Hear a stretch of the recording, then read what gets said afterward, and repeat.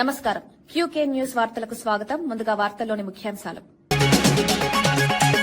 తెలంగాణ యువతకు అవకాశాలపై కవిత కీలక ప్రశ్నలు. స్థానికులకు ఉద్యోగాలు ఇవ్వడం లేదని ఆరోపణ.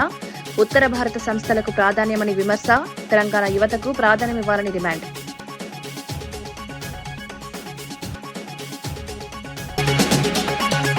చంద్రబాబుపై మాజీ మంత్రి అంబటి రాంబాబు కౌంటర్. చట్టంపై అవగాహనతో మాట్లాడుతున్నారా అంటూ ప్రశ్న. అమరావతి బిల్లుపై స్పష్టత అవసరమని వ్యాఖ్య. ప్రభుత్వ నిర్ణయాల్లో పారదర్శకత ఉండాలని సూచన.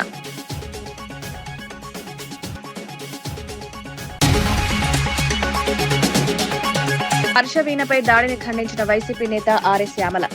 పోలీసుల సమక్షంలో దాడి జరగడం ఆందోళనకరమని వ్యాఖ్య. పవన్ కళ్యాణ్ స్పందించకపోవడం ఆశ్చర్యకరమైన విమర్శ. మహిళల భద్రతపై దృష్టి పెట్టాలని డిమాండ్. అభివృద్ది పనులతో ముందుకు సాగుతున్నామన్న మంత్రి సీతక్క. ప్రజాపాలన కార్యక్రమంతో ప్రజలకు చేరువవుతానని ప్రకటన. ములుగులో పలు అభివృద్ది కార్యక్రమాల్లో పాల్గొన్న మంత్రి. కార్మికుల వేతనాల పెంపుపై నిర్ణయం ఉంటుందని స్పష్టం.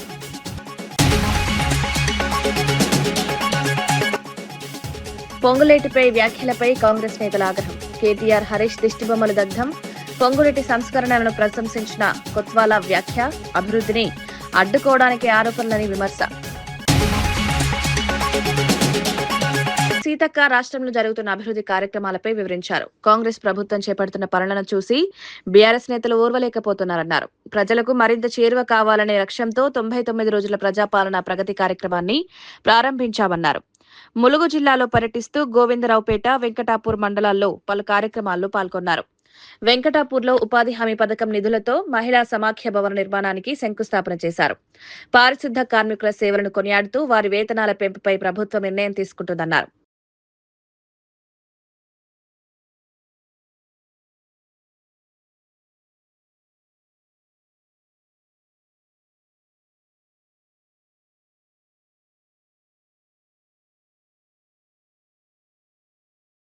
పాల్గొన్నారు.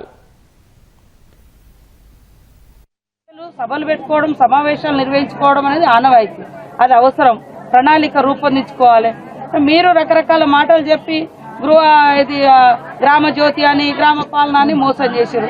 కానీ 99 రోజులు ఈ ప్రణాళికలో ఆయా గ్రామాల్లో ఉన్నటువంటి అనేక సమస్యల పరిష్కారానికి కృషి చేస్తూ ఉంటే మా సిబ్బంది, మా శానిటేషన్ వర్కర్స్, మా జీపీ వర్కర్స్ అందరు కష్టపడి పనిచేస్తా ఉంటే బీఆర్ఎస్ నాయకులు ఓర్వలేకపోతున్నారు. మేం చేయలేదు, వీళ్ళేం చేయొద్దు, మేము తిట్టాలి అనేది. ఇది దయచేసి ఈ యొక్క గ్రామాలలో సర్పంచులు ఆల్ పార్టీస్ ఉన్నారు, వార్డు మెంబర్లు ఆల్ పార్టీస్ ఉన్నారు.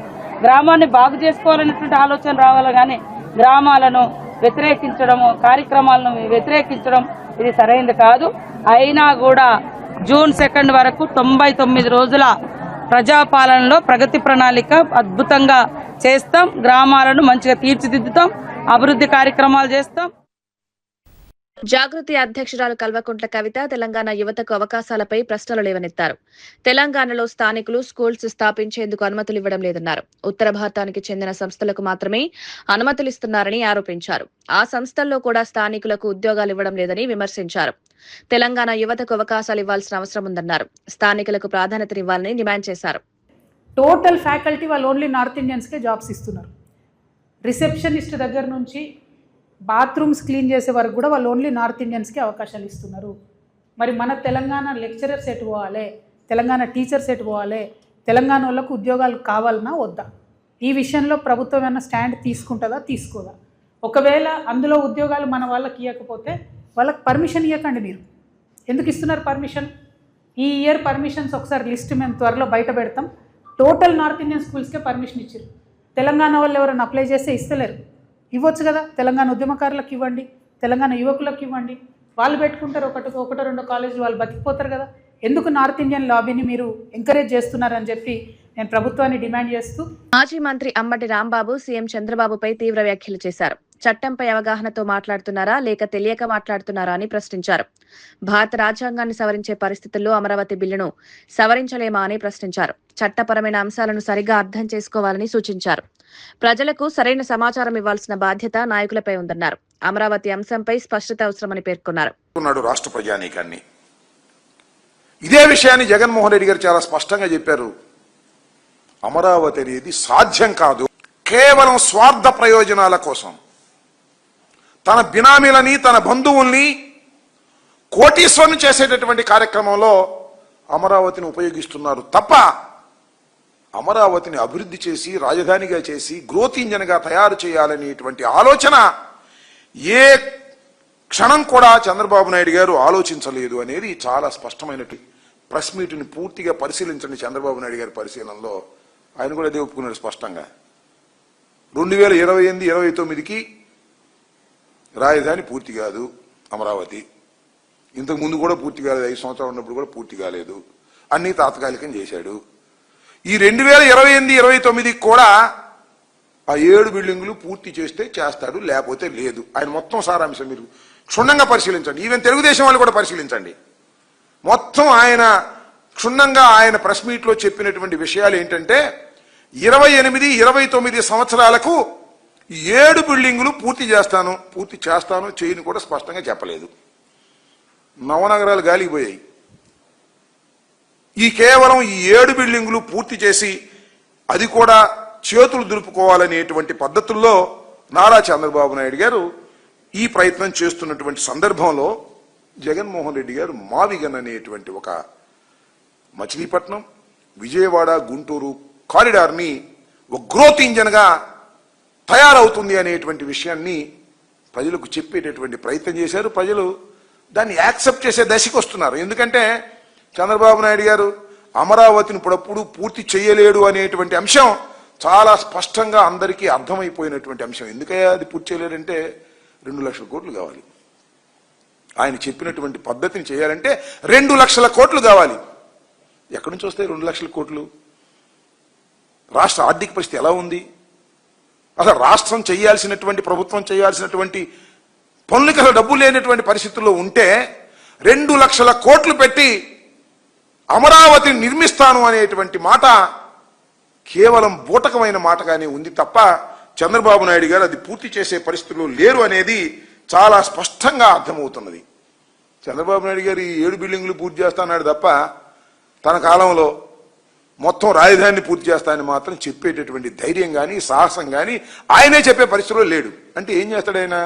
అప్పులు తీసుకొస్తాడు, కాంట్రాక్టులు ఇస్తాడు, కమిషన్లు తీసుకుంటాడు, కోట్లు సంపాదిస్తాడు. ఇంతేగా, రాజధాని నిర్మాణం లేదుగా, ఇంకా అవదుగా. ఇంకా కేవలం తాత్కాలికంగా అప్పుడైతే 5 సంవత్సరాలు ఏం చేశాడో ఇవాళ కూడా 7 బిల్డింగులు కట్టేసి చేతులు దులుపుకునేటటువంటి పరిస్థితుల్లో ఉన్నాడు. ఎందుకంటే ఆయనే కాదు, భగవంతుడు దిగి వచ్చినా కూడా ఇది చేయలేరు.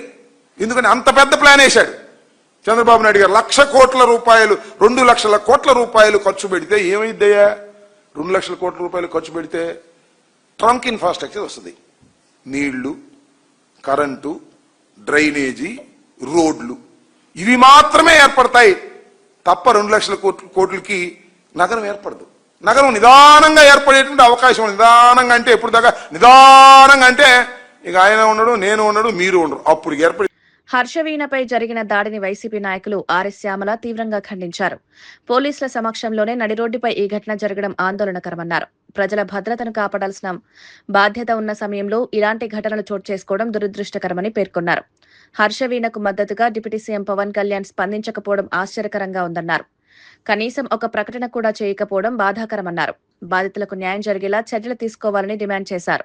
నడి రోడ్డు మీద ఆ పార్టీ రాష్ట్ర కార్యదర్శి ఆమెని లాఠీతో కొడుతున్నారు, ఆమెపై దాడులు చేస్తున్నారు, ఆమె పక్కన ఉండే వాళ్ళపై దాడులు చేస్తున్నారు. ఇదంతా పోలీసుల సమక్షంలోనే జరుగుతోంది. వింత ఏంటంటే, ఆశ్చర్యం ఏంటంటే ఇదంతా పోలీసుల సమక్షంలోనే జరుగుతోంది. ఈ రోజున పోలీసులు మహిళలకి రక్షణ కల్పించలేకపోవడం అటుంచితే కనీసం వాళ్ళ చేతిలో ఉండే లాఠీని కూడా కాపాడుకోలేకపోతున్నారు. వాళ్ళ చేతిలో ఉండే లాఠీని కూడా కాపాడుకోలేకపోతున్నారు. ఎందుకంటే కానిస్టేబుల్ చేతిలో ఉండే లాఠీని తీసుకుని ఆ లాఠీతోనే ఆ అమ్మాయిని కొట్టడం జరిగింది నడి రోడ్డు మీద.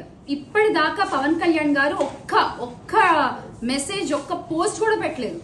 అమ్మ నీకు ఇలా అన్యాయం జరిగిందా, నా దృష్టికి వచ్చింది, నేను నిలబడతాను నీ కోసం అని చెప్పి ఒక్క పోస్ట్ కూడా పెట్టలేదు ఈ రోజు. ఇప్పటిదాకా ఈ క్షణం వరకు, ఈ ప్రెస్ మీట్ అవుతున్న సమయంలో కూడా నేను ఇప్పుడే చెక్ చేశాను ఆయన స్పేస్, అది కూడా ఒక్క పోస్ట్ పెట్టలేదు. అనిత గారు ఒక్క పోస్ట్ పెట్టలేదు. మాజీ మంత్రి జీవన్ రెడ్డి సంచలన వ్యాఖ్యలు చేశారు. 2 సంవత్సరాల్లో ప్రస్తుత ప్రభుత్వం మారాల్సిన పరిస్థితి ఉందన్నారు. గతంలో మార్పు కోసం కేసీఆర్ ఓడిపోవాలని కోరుకున్నారని గుర్తు చేశారు. ఇప్పుడు కూడా అదే పరిస్థితి నెలకొని ఉందని వ్యాఖ్యానించారు.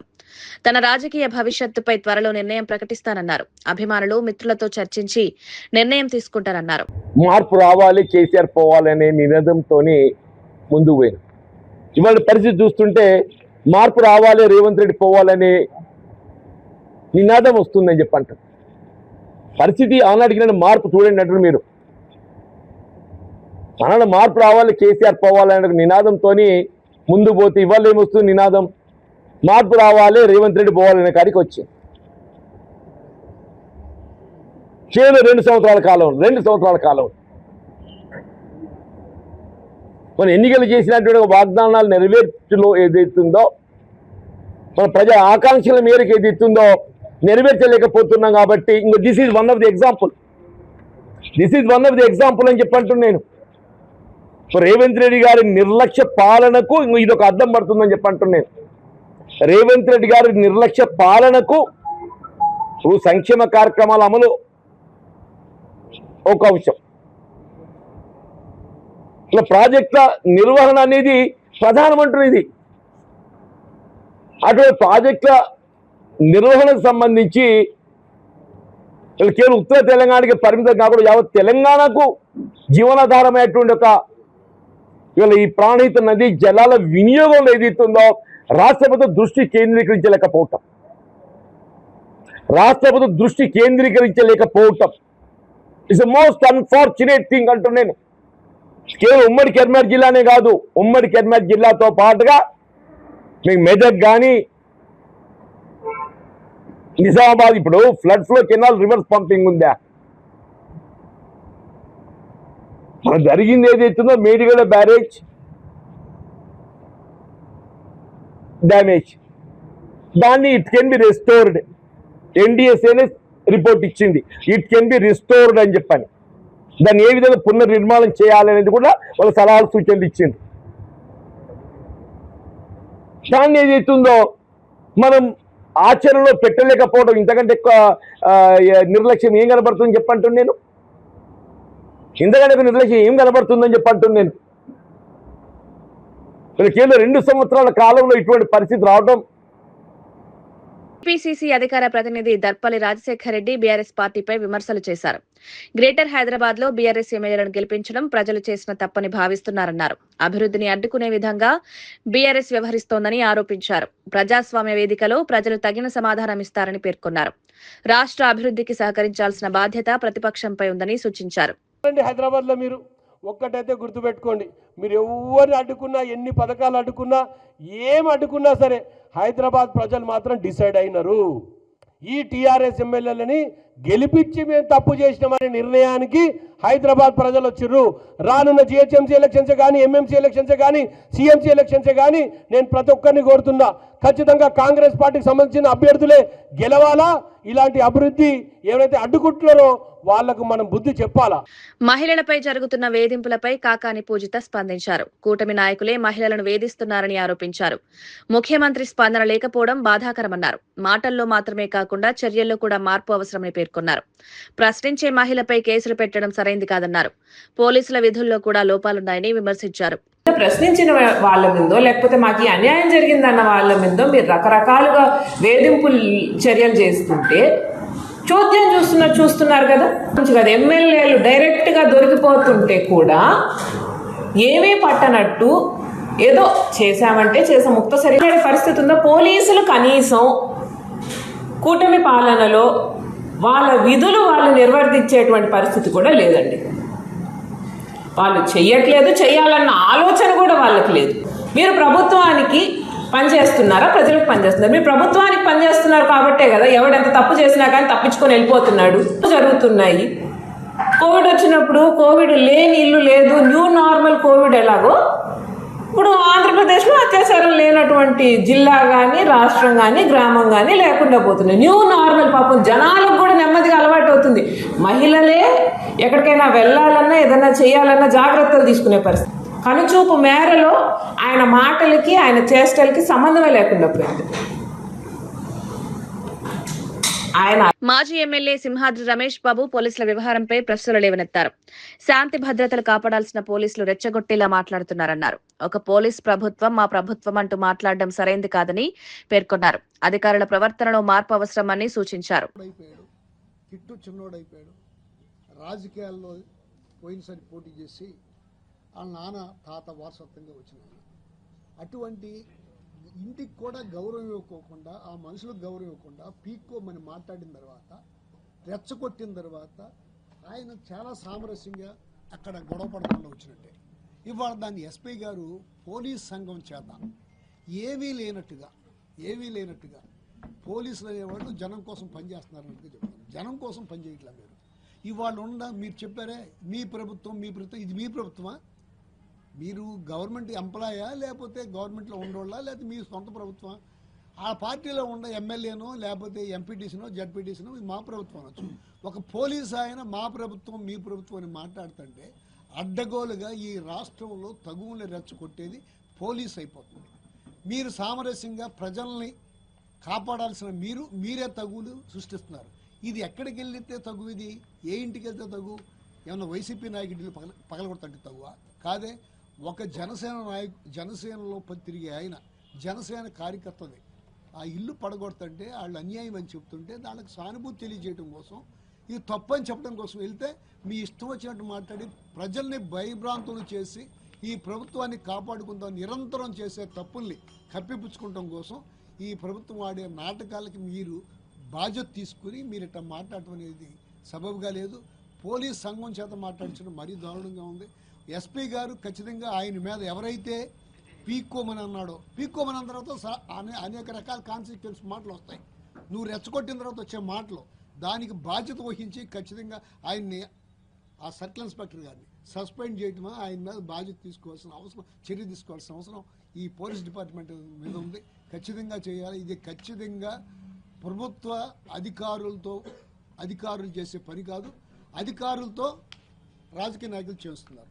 ఈ రాజకీయ నాయకులు మీరు వైసీపీ నేత మార్గాని భరత్ అమరావతి అంశంపై స్పందించారు. ఒక నాయకుడిని విలన్ గా చూపించే ప్రయత్నాలు జరుగుతున్నాయన్నారు. అమరావతి హైదరాబాద్ లా మారాలంటే సమయం పడుతుందని పేర్కొన్నారు. ఆ పార్టీ నేతలే ఈ విషయాన్ని అంగీకరిస్తున్నారని తెలిపారు. రాజధాని అభివృద్ధిపై వాస్తవాలను ప్రజలకు చెప్పాలని సూచించారు. అభివృద్ధి ప్రక్రియకు సమయం అవసరమని వివరించారు. ఒక మభ్యలో పెట్టి ఇవాళ తీసుకొచ్చి జగన్మోహన్ రెడ్డి గారిని అమరావతికి విలన్ కింద చేసే కార్యక్రమం చేస్తా ఉన్నారు. ఆయన భవిష్యత్తు ఆలోచిస్తున్నారు. నువ్వు 2 లక్షల కోట్ల రూపాయలు నువ్వు పెట్టుబడి పెడతానంటున్నావు, ఎక్కడి నుంచి తీసుకొస్తావు నాయన అని భవిష్యత్తు ఆలోచిస్తున్నారు. ఆ 2 లక్షల కోట్లు నువ్వు తెస్తే సరికాదు, ఆ 2 లక్షల కోట్లకి వడ్డీ ఎంత అవుతుంది, దానికి ఈఎంఐలు ఎంత కట్టాలి, ఆ డబ్బులు ఎక్కడి నుంచి తీసుకొస్తారు, ఇవన్నీ చెప్పాల్సిన బాధ్యత ఒక ప్రతిపక్ష నాయకుడిగా జగన్మోహన్ రెడ్డి గారికి లేదా అని అడుగుతాను. ఆయన ఒక కన్సల్టెన్సీ కంపెనీకి ఇచ్చి 100 కోట్ల రూపాయలు దానికి ఖర్చు చేసి మాస్టర్ ప్లాన్ తీసుకున్న సందర్భం. మరి ఇవాళ నేను అడుగుతున్నా, ఇదే మీ సామాజిక వర్గము మీకు మద్దతు ఇచ్చిన వ్యక్తులు ఏబి వెంకటేశ్వరరావు గాని, వడ్డీ శోభనాద్రీశ్వర స్వామి గాని, శోభనాద్రీశ్వర్ గాని, లేకపోతే ఆ కల్లూరి రమేష్ గాని, మీరు ఉత్తమ జర్నలిస్ట్ అవార్డు కూడా ఇచ్చారు ఆయనకి. వాళ్లే చెప్తా ఉన్నారు ఇక్కడ అంతా జరిగేది అన్యాయం అని. ఈయన ఒక ప్రాంతంలో తీసుకొచ్చి సెంట్రలైజ్డ్ చేసి ఇన్ని లక్షల కోట్ల రూపాయలు ఎక్కడ కేంద్ర ప్రభుత్వం గ్రాంట్లు ఇవ్వకపోగా ఈయన తీసుకొచ్చి సెంట్రలైజ్ చేసి అక్కడ పెట్టుబడి పెడతా ఉన్నాడు. ఆంధ్రప్రదేశ్ రాష్ట్రంలో 6-7 కోట్ల మంది ప్రజలు ఉన్నారు. ఇప్పటికే 3,34,000 కోట్ల రూపాయలు అప్పు చేశారు. కేంద్ర ప్రభుత్వం పెంబసాని మాట్లాడిన మాటలు ఒకసారి చూడండి. ఆయన ఏం మాట్లాడాడు? 50 సంవత్సరాలు పడుతుందట అమరావతి కట్టడానికి. మంత్రి పొంగులేటి శ్రీనివాసరెడ్డిపై చేసిన వ్యాఖ్యలను ఖండిస్తూ కాంగ్రెస్ నేతలు ఆగ్రహం వ్యక్తం చేశారు. పాల్వంచలో కేటీఆర్, హరీష్ రావు దిష్టి బొమ్మలను దగ్ధం చేశారు. కొత్వాల శ్రీనివాసరావు మాట్లాడుతూ పొంగులేటి ప్రజాదరణ ఉన్న నాయకుడని పేర్కొన్నారు. రెవెన్యూ శాఖలో ఆయన చేపడుతున్న సంస్కరణలు ప్రశంసనీయమన్నారు. భూ సంబంధిత సమస్యల పరిష్కారంలో చొరవ చూపుతున్నారని తెలిపారు. అభివృద్ధిని అడ్డుకోవడానికే ప్రతిపక్షాలు ఆరోపణలు చేస్తున్నాయని విమర్శించారు. అనుచిత వ్యాఖ్యలు చేసినందుకు నిరసనగా ఈరోజు పట్టణ కాంగ్రెస్ ఆధ్వర్యంలో పాల్వంచ అంబేద్కర్ సెంటర్లో వారిద్దరి దిష్టిబొమ్మ దహనం కార్యక్రమం చేపట్టడం జరుగుతూ ఉంది. ఇందులో ఈ కార్యక్రమానికి వచ్చిన కాంగ్రెస్ కార్యకర్తలందరూ కూడా ముక్త కంఠంతో సీనన్నపై వ్యాఖ్యల్ని ఖండిస్తున్నారు. ఇటీవల రెచ్చిపోయి ప్రజల్లో తన పబ్బం ఏదో గడుపుకోవాలనే ఉద్దేశంతోనే కేటీఆర్ హరీష్ రావులు వారి పాత తప్పులన్నీ వెనకేసుకుని వస్తూ ప్రజాదరణ నిత్యం ప్రజల్లో ఉండే వ్యక్తి మంత్రిగా రాష్ట్రంలోనే ఒక ప్రత్యేకమైన గుర్తింపు తెచ్చుకొని పేదవారికి పక్కా గృహాలు కట్టించి ఇస్తున్న పొంగులేని శ్రీనివాసరెడ్డి గారిపై ఆయన చేసే వ్యాఖ్యల్ని యావత్ రాష్ట్రం కూడా ఖండిస్తూ ఉంది. దీనికి నిరసనగా కాంగ్రెస్ పార్టీ ఆధ్వర్యంలో గత 3-4 రోజులుగా అన్ని చోట్ల కూడా నిరసన కార్యక్రమాలు చేపట్టడం జరుగుతూ ఉంది. దీన్ని కాంగ్రెస్ కార్యకర్తలు అందరూ కూడా ఆలోచించాలి. గతంలో కాళేశ్వరం ప్రాజెక్టు నిర్మాణం చేసి లక్షలాది కోట్లు ఆర్జించిన వీరు టీఆర్ఎస్ నాయకులు అప్పటి ముఖ్యమంత్రి కేసీఆర్ వీరిని అవన్నీ కప్పిపుచ్చుకుంటూ ఇప్పుడు ఒక మంత్రిని ఈ విధంగా టార్గెట్ చేసి పొంగులేటి శ్రీనన్న గారిని ఈ విధంగా నిత్యం కూడా వారికి ఏ పని పాట లేనట్లు కూడా ఆయన మీద వ్యాఖ్యలు చేయడాన్ని మేమంతా నిరసిస్తున్నాం. ఖబర్దార్ కేటీఆర్, కేసీఆర్ అలాగే హరీష్ రావు గారు మీరందరూ కూడా ప్రజలకు సమాధానం చెప్పే రోజు ఖచ్చితంగా వస్తుంది. ఇప్పటికైనా మీరు సీనన్న గారి మీద వ్యాఖ్యల్ని మీరు ఆపుకోకపోతే కాంగ్రెస్ పార్టీ ఆధ్వర్యంలో మిమ్మల్ని ఇబ్బంది పెట్టే కార్యక్రమాలు చేపడతామని వారిని హెచ్చరిస్తూ సెలవు తీసుకున్నా. జై హింద్. హైదరాబాద్ లోని బంజారా హిల్స్, జూబ్లీ హిల్స్ ప్రాంతాల్లో ట్రాఫిక్ మళ్లింపులు అమలు చేస్తున్నారు. స్టీల్ బ్రిడ్జ్, అండర్ పాస్ నిర్మాణ పనుల కారణంగా ఈ మార్పులు చేపట్టినట్లు పోలీసులు తెలిపారు. ప్రత్యామ్నాయ మార్గాల వివరాలను జాయింట్ కమిషనర్ జోయల్ డేవిస్ వెల్లడించారు. ట్రాఫిక్ రద్దీ నివారణ కోసం ప్రత్యేక చర్యలు తీసుకుంటున్నారు. ప్రయాణికులు ముందుగానే తమ ప్రయాణాలను ప్రణాళిక చేసుకోవాలని సూచించారు. ఈ కేటీఆర్ చుట్టూ వన్ వే చేస్తూ పైలట్గా దాన్ని గ్రౌండ్లో ఇంప్లిమెంట్ చేసి చూడాలి, ఏమేమి ప్రాబ్లమ్స్ వస్తున్నాయి అన్నది చూడాలని ఈ కమింగ్ సండే మార్నింగ్ 11 o'clock నుంచి ఒక 1 o'clock వరకు 2 hours ఈ కేబీఆర్ చుట్టూ ట్రాఫిక్ని వన్ వే చేస్తూ పైలట్ స్టడీ చేయబోతున్నాము. దీనిలో ఫర్ ఎగ్జాంపుల్ రోడ్ నెంబర్ 2లో ఎవరైనా వస్తున్నారంటే అండ్ 2 నుంచి వచ్చి వాళ్ళు చెక్ పోస్ట్కి వెళ్ళేవాళ్ళు, లేకపోతే రోడ్ నెంబర్ 45కి వెళ్ళేవాళ్ళు కేబీఆర్ ఎన్టీఆర్ భవన్ నుంచి రైట్ ఉండదు, వాళ్ళు లెఫ్ట్ తీసుకొని towards Basavatarakam, Agrasen statue, BVB అక్కడ 45 అలా వెళ్ళిపోవాలి. అలాగే ఒకవేళ వాళ్ళు రోడ్ నెంబర్ 45లో వస్తున్నారు, వాళ్ళకి ఇక్కడ అగ్రసేన్ స్టాచ్యూ దగ్గరికి వెళ్ళాలంటే అక్కడ రైట్ ఉండదు, అక్కడ నుంచి లెఫ్ట్ తీసుకోవాలి. లెఫ్ట్ తీసుకొని check post, right KBR park, Basavatarakam, then Agrasen అలా వెళ్ళాల్సి వస్తుంది. సో ఎన్టీఆర్ కేబీఆర్ పార్క్ చుట్టూ మనం వన్ వే నడపాలని ప్లాన్ చేస్తున్నాం. మేడ్చల్ జిల్లా కండ్లకోయలోని సీఎంఆర్ ఇంజనీరింగ్ కాలేజ్లో 24వ వార్షికోత్సవం ఘనంగా నిర్వహించారు. ఈ కార్యక్రమానికి ఎమ్మెల్యే మల్లారెడ్డి ముఖ్య అతిథిగా హాజరయ్యారు. విద్యార్థులకు సర్టిఫికెట్లు అందజేసి అభినందించారు. సాంస్కృతిక కార్యక్రమాలు, డాన్స్ ప్రదర్శనలు ఆకట్టుకున్నాయి. వివిధ పోటీల్లో విజేతలకు బహుమతులు అందించారు. విద్యార్థులు తమ ప్రతిభను కనబర్చారు. అధ్యాపకులు, యాజమాన్యానికి విద్యార్థులు కృతజ్ఞతలు తెలిపారు. జనరల్ సెక్రటరీ గోపాల్ రెడ్డి గారు, డైరెక్టర్ సిరిసెలం గారు, భూపాల్ రెడ్డి గారు, మిగతా అది మన చేతనే ఉంది. అదృష్టం అనేది కూడా మన చేతనే ఉంది. భగవంతుడు కూడా మన దగ్గరనే ఉన్నాడు, మన వద్దే ఉన్నాడు భగవంతుడు. నేను అదే కాన్సెప్ట్లో ఈ లెవెల్ దాకా వచ్చిన, ఇప్పుడు ఇక్కడ దాకా వచ్చిన. కాబట్టి మీకు ఒకటే రిక్వెస్ట్ చేస్తున్నా, టైం అనేది చాలా. పరిగి ప్రాంతంలోని కాడ్లపూర్ గ్రామంలో భూములు కోల్పోతున్న రైతులకు మాజీ మంత్రి సబితా ఇంద్రారెడ్డి మద్దతు తెలిపారు. ఇండస్ట్రియల్ పార్క్ ఏర్పాటుకు వ్యతిరేకంగా రైతులు చేస్తున్న నిరాహార దీక్షలకు సందర్శించారు. రైతుల సమస్యలను తెలుసుకుని వారికి అండగా ఉంటామని హామీ ఇచ్చారు. భూమి తప్ప వేరే ఆధారం లేదని రైతులు ఆవేదన వ్యక్తం చేశారు. ప్రభుత్వం నిర్ణయాన్ని వెనక్కి తీసుకునే వరకు పోరాటం కొనసాగించాలని పిలుపునిచ్చారు. ఎవరూ నిరుత్సాహపడొద్దని సూచించారు. రైతుల హక్కుల కోసం పోరాటం కొనసాగుతుందన్నారు.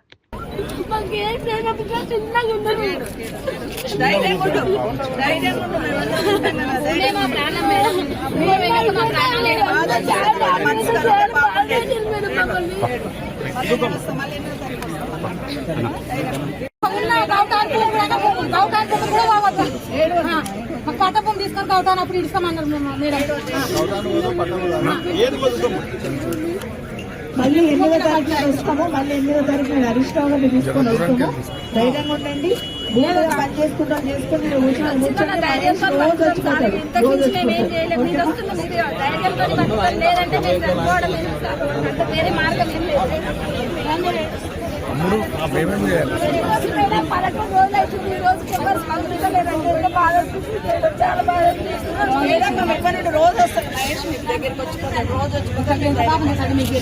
వార్తలు ముగించే ముందు ముఖ్యాంశాలు మరోసారి. తెలంగాణ యువతకు అవకాశాలపై కవిత కీలక ప్రశ్నలు. స్థానికులకు ఉద్యోగాలు ఇవ్వడం లేదని ఆరోపణ. ఉత్తర భారత సంస్థలకు ప్రాధాన్యమని విమర్శ. తెలంగాణ యువతకు ప్రాధాన్యమివ్వాలని డిమాండ్.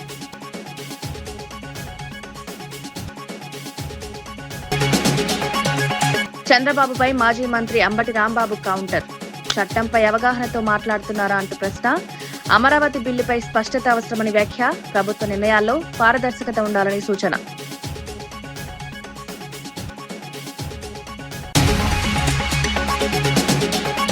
హర్షవీణపై దాడిని ఖండించిన వైసీపీ నేత ఆర్ఎస్ శ్యామల. పోలీసుల సమక్షంలో దాడి జరగడం ఆందోళనకరమని వ్యాఖ్య. పవన్ కళ్యాణ్ స్పందించకపోవడం ఆశ్చర్యకరమైన విమర్శ. మహిళల భద్రతపై దృష్టి పెట్టాలని డిమాండ్.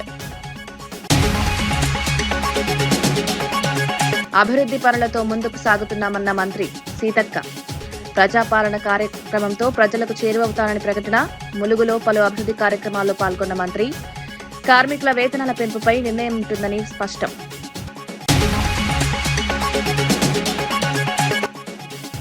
పొంగులేటిపై వ్యాఖ్యలపై కాంగ్రెస్ నేతల ఆగ్రహం. కేటీఆర్, హరీష్ దిష్టిబొమ్మలు దగ్ధం. పొంగులేటి సంస్కరణలను ప్రశంసించిన కొత్వాల వ్యాఖ్య. అభివృద్ధిని అడ్డుకోవడానికి ఆరోపణలని విమర్శ. ఈనాటి వార్తా విశేషాలు. మరో బులెటిన్లో మళ్ళీ కలుద్దాం. నమస్కారం.